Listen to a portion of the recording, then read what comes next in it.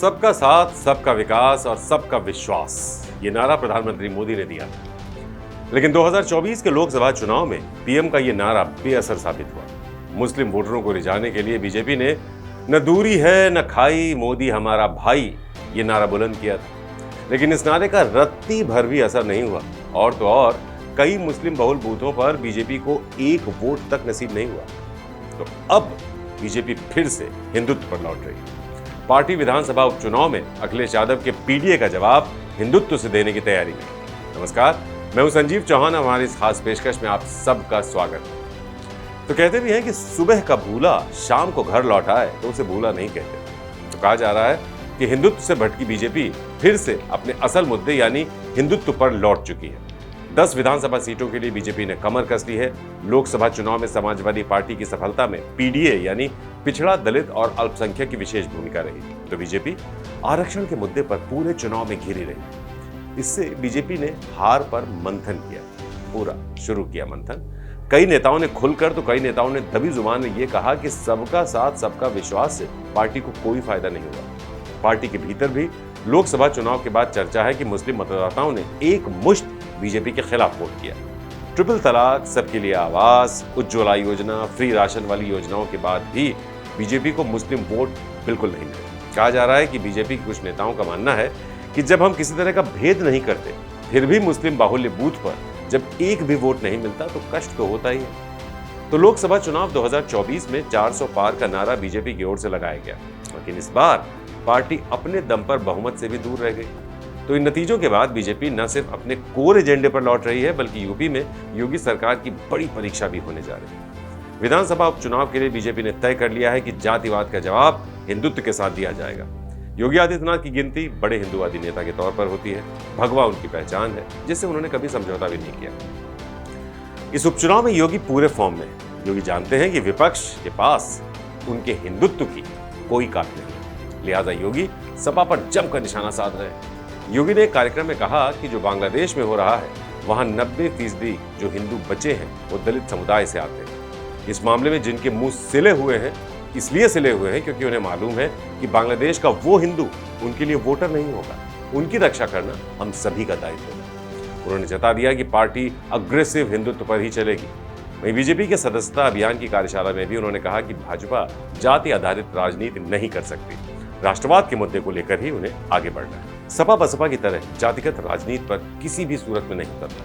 तो कहा जाता है कि लोकसभा चुनाव 2014, विधानसभा चुनाव 17, लोकसभा चुनाव 2019, विधानसभा चुनाव 2022 में राष्ट्रवाद के जरिए ही बीजेपी ने जातियों का बिखराव रोका था। इसी मुद्दे की वजह से ओबीसी में यादवों को छोड़कर ज्यादातर पिछड़ी जातियां बीजेपी के पक्ष में लामबंद हुई। दलितों में भी बीजेपी ने बसपा के जाटो वोट बैंक में सेंध लगाने में बड़ी सफलता हासिल की। वहीं 2024 से पहले तक सपा को मुस्लिम यादव से ही जोड़ा जाता था, लेकिन पिछले लोकसभा चुनाव में सपा ने पिछड़ा, दलित और अल्पसंख्यक यानी पीडीए का नारा देकर मुस्लिम यादव के साथ पिछड़े और दलित वर्ग में भी एक बड़ी सेंध लगाई। लोकसभा चुनाव में मिली सफलता के बाद अखिलेश ने पीडीए पर ही फोकस करने की रणनीति बनाई। कहा जा रहा है कि उपचुनाव को लेकर बीजेपी की उच्च स्तरीय बैठक में इस बात पर सहमति बनी कि आगामी उपचुनाव के साथ विधानसभा चुनाव 2027 के लिए यूपी में राष्ट्रवाद और हिंदुत्व के मुद्दे पर ही आगे बढ़ा जाएगा। बीजेपी नेताओं का मानना है कि विपक्ष की तरह जाति की राजनीति करने से उनकी पार्टी को नुकसान हो सकता है। ब्राह्मण, ठाकुर, वैश्य, कायस्थ, भूमिहार बीजेपी का वोट बैंक माना जाता है। तो अगर पार्टी ने जाति की राजनीति शुरू की तो उसके परंपरागत वोट में झटका लग सकता है। हिंदुत्व और राष्ट्रवाद का मुद्दा भी कमजोर पड़ सकता है। पार्टी इसलिए हिंदुत्व के मुद्दे के जरिए सभी जातियों में सेंध लगा सकती है, लेकिन जाति की राजनीति से सभी जातियों को साधना मुश्किल होगा। जानकार कहते हैं कि 2024 के लोकसभा चुनाव की पीडीए की वजह से बीजेपी को जबरदस्त झटका लगा। इससे उबरने के लिए सभी नेता अब हिंदुत्व पर जोर दे रहे हैं। कहा जा रहा है कि विपक्ष को किस मुद्दे पर कैसे घेरना है, बाकायदा इसकी एक रणनीति बनाई गई है। मसलन सीएम योगी अपनी सभाओं में लखनऊ, मथुरा, कन्नौज जैसी घटनाओं का जिक्र कर मुस्लिम और यादव तुष्टीकरण के नाम पर सपा को कटघरे में खड़ा कर रहे हैं। अयोध्या के बाद मथुरा में श्री कृष्ण जन्मभूमि के मुद्दे से भी माहौल बनाने की कोशिश बीजेपी की तरफ से की जाएगी। साथ ही राष्ट्रवाद के मुद्दे को फिर से लोगों तक पहुंचाने के लिए संपर्क, संवाद और सोशल मीडिया का सहारा लिया जाएगा। बीजेपी जन्माष्टमी, शिक्षक दिवस, पीएम मोदी के जन्मदिन, गणेश महोत्सव और सदस्यता अभियान समेत कई अन्य पर्व और त्योहारों के जरिए लगातार जनता के बीच पहुंचेगी। इस बार जनता से संवाद पर सबसे ज्यादा फोकस किया जाएगा। जनता से संवाद में जो मुद्दे, जो समस्याएं निकल कर आएंगी उनका समाधान हो, इस पर जोर दिया जाएगा। वहीं सोशल मीडिया पर भी भारतीय जनता पार्टी अब आक्रामक रूप अपनाकर विपक्ष के दुष्प्रचार का जवाब देगी। आरक्षण समाप्त करने, संविधान बदलने जैसे नैरेटिव को तोड़ने के साथ सरकार की उपलब्धियां बताई जाएंगी। विपक्ष पर मुस्लिम तुष्टीकरण, हिंदू विरोधी होने से ये जो आरोप है कि मुस्लिम तुष्टीकरण करती हैं वो पार्टियां हिंदू विरोधी हैं, ऐसे आरोपों को साबित करने के लिए बाकायदा एक अभियान चलाया जाएगा। तो कहा जा रहा है कि संविधान बदलने और आरक्षण समाप्त करने के विपक्ष के नैरेटिव को तोड़ने के लिए आरएसएस दलित और पिछड़े वर्ग के गांवों और बस्तियों में संपर्क और संवाद करेगा।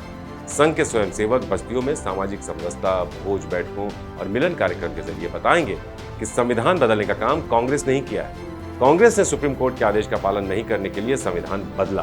साथ ही ये भी बताया जाएगा कि उनकी अपने एजेंडे में यानी उनकी तरफ से आरक्षण से कोई छेड़छाड़ नहीं की जाएगी। लोगों को बताया जाएगा कि बीजेपी ने ही पिछड़े वर्ग आयोग को संवैधानिक मान्यता दी है।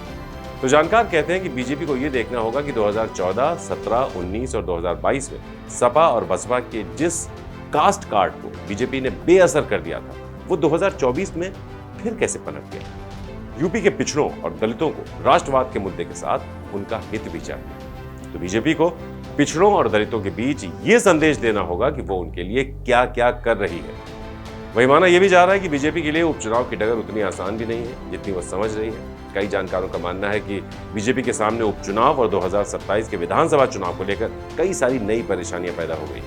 हाल ही में सुप्रीम कोर्ट ने आरक्षण में आरक्षण देने का आदेश दिया है। इस आदेश के खिलाफ दलित वर्ग लामबंद है। 21 अगस्त को भारत बंद भी हुआ। बीजेपी को इस मुद्दे का एक समाधान ढूंढना होगा। साथ ही 59,000 सहायक शिक्षक भर्ती की मेरिट नए सिरे से जारी होनी है। उसमें से 6,000 से ज्यादा चयनित शिक्षक नौकरी से बाहर हो सकते हैं। तो आरक्षित वर्ग के चयनित शिक्षकों के साथ अनारक्षित वर्ग के अभ्यर्थी भी आंदोलन कर रहे हैं। इस समस्या से पार पाना सरकार के लिए बेहद मुश्किल है। वहीं युवाओं का रोजगार भी एक बड़ी चिंता है। सरकारी विभागों में भर्ती निकालने के साथ प्राइवेट सेक्टर में रोजगार के अवसर बढ़ाने पर भी पूरा फोकस है। अब जिला स्तर पर रोजगार मेले आयोजित कर सीएम के साथ सरकार के मंत्री नियुक्ति पत्र बांट रहे हैं। संदेश देने की कोशिश है कि सरकार रोजगार उपलब्ध करा रही है। तो कहा जा रहा है कि लेटरल एंट्री का विज्ञापन जारी करना, विपक्ष के विरोध के बाद उसे वापस लेना, इससे विपक्ष दलित और पिछड़े वर्ग में एक माहौल बनाने की कोशिश कर रहा है कि बीजेपी संविधान बदलने या दलितों के अधिकार छीनने जा रही है। आरक्षण समाप्त करने और संविधान बदलने के मुद्दे पर विपक्ष ने सरकार की नीयत पर जो सवाल उठाए थे वो अभी भी बरकरार हैं। उनसे निपटना भी बीजेपी के लिए टेढ़ी खीर साबित होगा। बहरहाल हिंदुत्व के बूते ही बीजेपी अब तक सत्ता का सुख भोगती आई। एक बहुत बड़ा तबका उसको सिर्फ हिंदुत्व के नाम पर वोट देता आया। ऐसे में असल मुद्दे पर लौटना बीजेपी के लिए कितना रंग लाता है ये तो देखना ही होगा। लेकिन साथ ही क्या बेरोजगारी जैसी समस्या का हल हिंदुत्व से निकाला जा सकता है? क्या आरक्षण पर नाराजगी को आसानी से दूर किया जा सकता है?